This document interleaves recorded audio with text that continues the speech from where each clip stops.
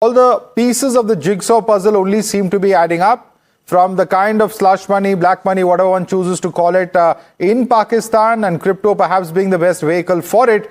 The very fact that these deals have been signed just days after the Pahalgam attack, and how the US-Pakistan relationship seems to have taken off just after the signing of these deals, raise some very, very serious questions. Questions of propriety and questions of whether it is personal enrichment that has sacrificed ties between two countries that have been very carefully built for 2.5 decades.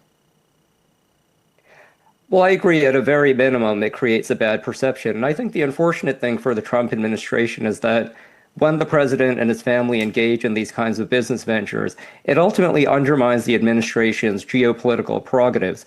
I'm not going to defend what the Trump administration is doing and what the Trump family is doing with regard to crypto and all these other things. But I do think that Indian analysts, among others, who are simply attributing American policy to whatever financial deals the Trump family might have, I think are missing the ball. Whether or not you agree with the Trump administration's India policy, there is a logic to it in the context of other geopolitical issues here. And I think that these issues related to crypto and whatever else are distracting from what I think are much bigger geopolitical problems here. Let me just remind you of what Donald Trump said in 2018. I'm reading out from social media platform X, formerly called Twitter. The US has foolishly given Pakistan more than $33 billion in aid over the last 15 years. And they have given us nothing but lies and deceit. Thinking of our leaders as fools, they give safe haven to the terrorists we hunt in Afghanistan with little help. No more. What's changed, Pratik Chougule? What's changed since 2018, I beg your pardon? Well, I'm glad you brought up Afghanistan. I've actually been surprised how little that has been remarked on. Whether or not it was the correct decision, the U.S. decided to withdraw from Afghanistan. I disagreed with that decision, but the fact of the matter is, even after the withdrawal, Afghanistan has basically been under control enough that it's not an immediate priority on the U.S. agenda. I think it was more or less inevitable that that would be a game changer in U.S. relations with Pakistan. It makes sense that in light of the Afghanistan issue now being on the back burner, that there would be a U.S. effort to strengthen ties with Pakistan. Now, I don't think the right way to do that is to get into these crony crypto deals, but I'm not terribly surprised that there's been a readjustment in the relationship. But Pratik, this is the problem, because, we ignore the fact that in 2000, there were hardly any military exports from the US to India. Today, that's figures at around 22 billion, if I'm not mistaken. Even when it comes to tariffs, the barriers and the percentages of those taxes have been lowered over a period of time. So, there's a lot of misinformation that's also coming out, from all of these statements from the United States, which says that India doesn't want to do business. It's a one-sided relationship. But it is a fact that these things take time. They don't happen overnight as, certain officials in the US might like it to happen. Pratik. Madhav, you're absolutely right. Since 2008, India has imported weapon systems worth $28 billion, number one.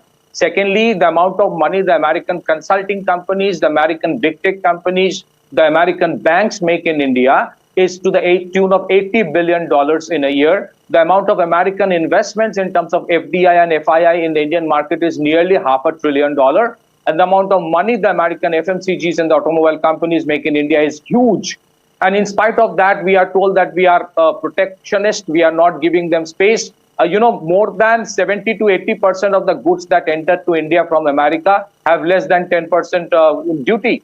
And in spite of that, there is a presumption that is created that we are the biggest enemies. We are the ones, responsible for Ukraine war, as if we invaded Ukraine. We are the ones who are taking oil from Russia, as if the rest of the world takes the oil from Mars and Uranus. It's a perception that is being created because as if we are initially they thought that we are a soft target. They will pressure us and we will open up our market of dairy, poultry, fisheries and agriculture, which employs more than 150 million people and their livelihood is dependent on that. And once we did not do that, once we did not succumb to the pressures, it was as if you were, you're looking for a scapegoat for your sheer inability. It's the sheer hypocrisy of it. China, is a country that imports a huge amount of oil from Russia, far more than India does. The EU imports far more natural gas than India does.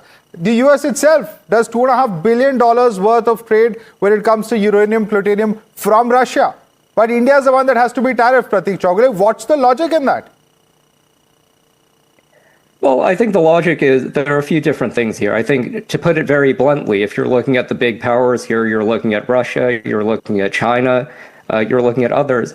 The U.S.-India relationship is not as important, not as significant as those other relationships. So if you're expecting perfect consistency out of the U.S., it's not going to happen. But I think that there is a high-level logic here, which Why is not? that the administration is For prioritizing a country that you the claim to Russia have issue, friendly is ties prioritizing with, the China. the least one would expect is lack of hypocrisy.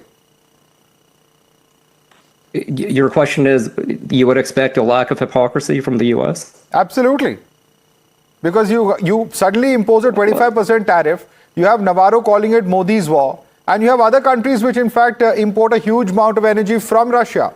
Why did you tax them? I don't think this foreign policy by tariff that the Trump administration is doing, I don't agree with it. And I think that it is a misguided approach. I'm very glad that you don't agree with all of that, despite being somebody who supports President Trump. We'll have to leave it there. Pratik Chougule, Angie Wong, Pathikrit Pine, thank you so much for joining us this evening.